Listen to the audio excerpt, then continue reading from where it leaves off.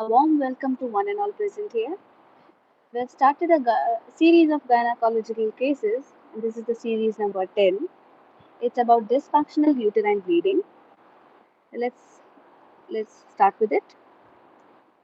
Dysfunctional uterine bleeding or abnormal uterine bleeding is a condition in which there are irregularities in the frequency and length of menstrual cycles along with abnormally heavy bleeding. Most often, these irregularities occur due to hormonal imbalances like progesterone and estrogen, but there are other conditions also which can produce similar symptoms. In other words, it is any bleeding from the vagina that varies from a woman's normal menstrual cycle. The normal cycle is triggered by signals of hormones, as we all know.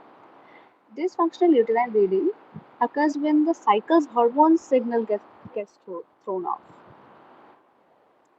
This can include alternating periods that are not on time, they are heavy and light, and they can be spotting on normal days, even if you are not menstruating, or unpredictable. They are shorter and longer in duration. Moving further, the subjective data of the case. Age was 39 years. Gender female, of course. Complaints tiredness, shortness of breath since 3 months, frequent headaches, heavy menstrual bleeding on second to fourth day with anemia.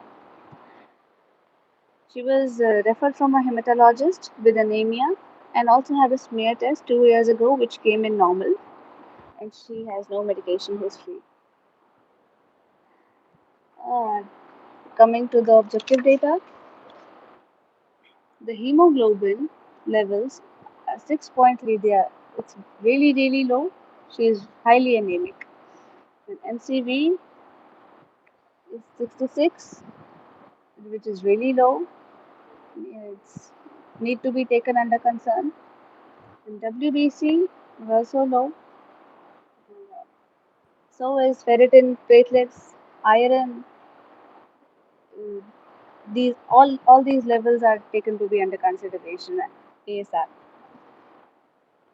Under specialized diagnostic tests, it was a transvaginal ultrasound scan report was done, under which uterus size came normal and retroverted.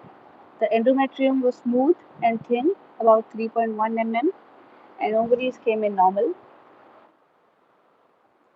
So the final diagnosis on the basis of subjective objective data, lab parameters, as well as specialized diagnostic test, it can be made as dysfunctional uterine bleeding with anemia.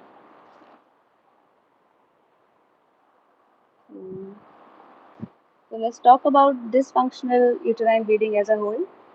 It's an abnormal genital tract bleeding based in the uterus. It is usually due to hormonal disturbances. The main hormones that are disturbed or whose levels are disturbed to cause DUB are progesterone and estrogen mainly. It can be classified as ovulatory and anovulatory depending on whether the ovulation occurred or not. 10% of the cases of DUB are ovulatory. That means in these cases, women did ovulate, but the progesterone secretion was prolonged because estrogen levels were low. This caused irregular shedding of uterine lining and breakthrough bleeding in them. And some evidence has associated ovulatory DUV with more fragile blood cells in the uterus. Um, and ovulatory DUV may represent a possible endocrine dysfunction. Of course, a hormonal imbalance it is, resulting in menorrhagia and metrorrhagia. Menorrhagia, what I mean by this term, is heavy periods, heavy bleeding, and metrorrhagia is abnormal vaginal bleeding. It can be due to stress, some medications, or some herbs like ginseng or motherwort. Then Mid cycle bleeding may also indicate a transient estrogen decline, and late cycle bleeding may indicate progesterone deficiency. These all both can vary from case to case. Moving further to anovulatory DOB, so the remaining 90% of DOB comes under anovulatory ones. This event occurs when ovulation is not occurring, and the menstrual cycles are common at extremes of reproductive age. These anovulatory cycles, such as puberty, early puberty, perimenopause, that means the period around the time of menopause. So, in such cases, women do not properly develop and release a mature egg. And when this happens, the corpus luteum is a tissue, a mound of tissue that produces progesterone. It does not form. Mm. And so, estrogen is produced continuously. Because of the absence of corpus luteum, the progesterone is less, while the estrogen is more, causing overgrowth of uterus lining, and which will obviously lead to heavy bleeding. So the period is delayed in such cases, and when it occurs, it's really heavy and prolonged. It's really problematic. Sometimes anovulatory DOB is due to a delay in a full maturation of the reproductive system in teenagers. And usually, the mechanisms are unknown. And if this condition can be related to psychological stress, weight gain, rapid change, it's a rapid weight gain, obesity, anorexia, some heavy exercises, or endocrinopathy, or it may be otherwise idiopathic. And by endocrinopathy, I mean PCOS. It's a common effect in women of reproductive age, and it includes menstrual irregularities or hyperandrogenism and ovarian morphology. Moving further, so these are the etiological factors of DUB as a whole, and they are divided in four categories mainly. The first one is abnormalities of the reproductive tract, starting with benign pelvic lesions. These are pelvic masses that are non cancerous, or they are mainly just a lump of enlargement that originates in the cervix, ovaries, or the uterus, or the surrounding area in the lower abdomen. Then comes adenomyosis. It's a condition in which endometrial tissue that exists within and grows into the uterine wall. Of course, it's an abnormal growth in the uterine wall, in short. It often happens in late childbearing years and typically disappears after menopause. But if lingers, creates problems. Then comes endometriosis. It's a tissue similar to the tissue that lines in the uterus and similar to the endometrial tissue and grows outside the uterus uh, in places that it doesn't belong to. Then moving further to polyps. Polyps are abnormal tissue growths on a mucous membrane. It's either on the cervical or the endometrial mucal lining. Then comes fibroids. Fibroids are non-cancerous and fibrous growths in the uterus that can develop during a woman's childbearing years. Then infections may cause such imbalances if they are untreated and prolonged. Then malignancy of uterus, cervix, vagina or ovaries, etc. Then the other category includes complications related to pregnancy. Here comes ectopic pregnancy. By ectopic pregnancy, I mean fertilized egg implants outside the uterus in these cases. It's really dangerous and it needs to be treated as soon as it is found out. Then comes molar pregnancy. It's a tumor that develops in the uterus as a result of non viable pregnancy. Um, then a placental polyp, spontaneous abortions. All these are related to imbalances which can cause DUB. Then comes lactogenic factors, which include anticoagulation therapy. Of course, anticoagulation therapy can be directly related to heavy bleeding in women.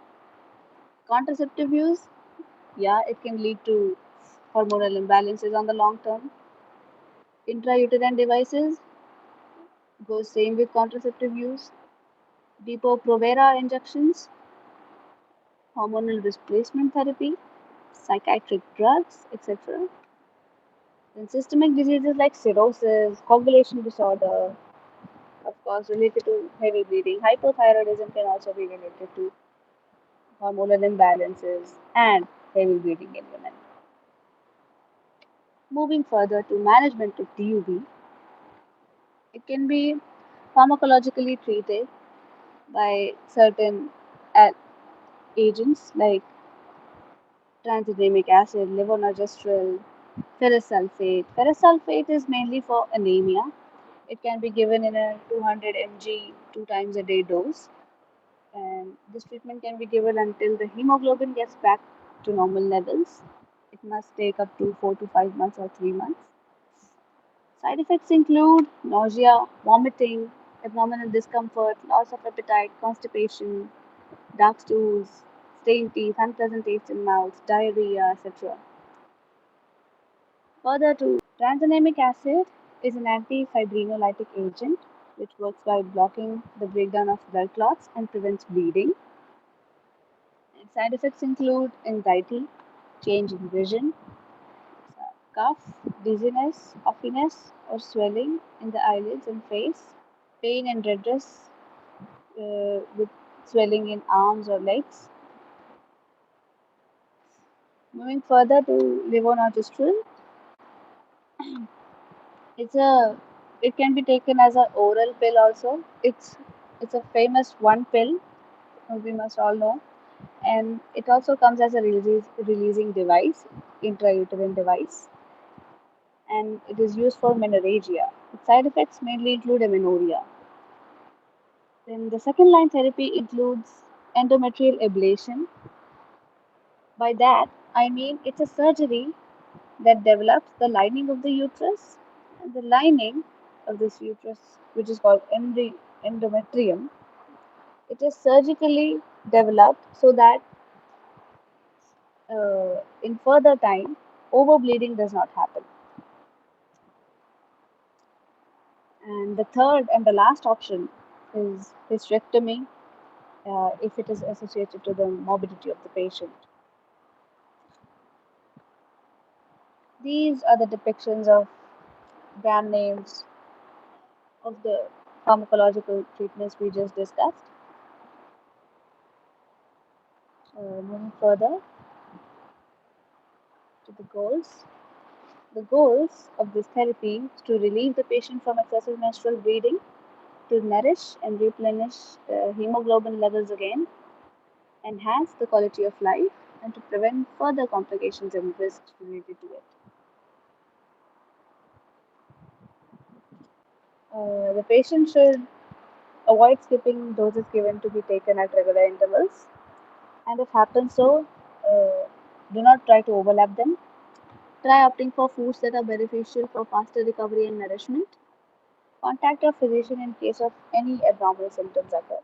And in case of ferrous sulfate tablets, which were prescribed to them, they must take them empty stomach because of the acidic environment promotes easy and faster absorption of these tablets, and they are generally given with the combination of ascorbic acid, and also you must not take them with foods having heavy metals or proteinaceous foods like eggs and all.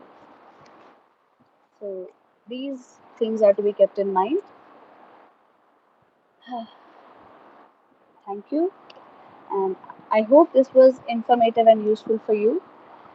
And if it was useful enough for you, you may share it to your friends. Like this video and subscribe.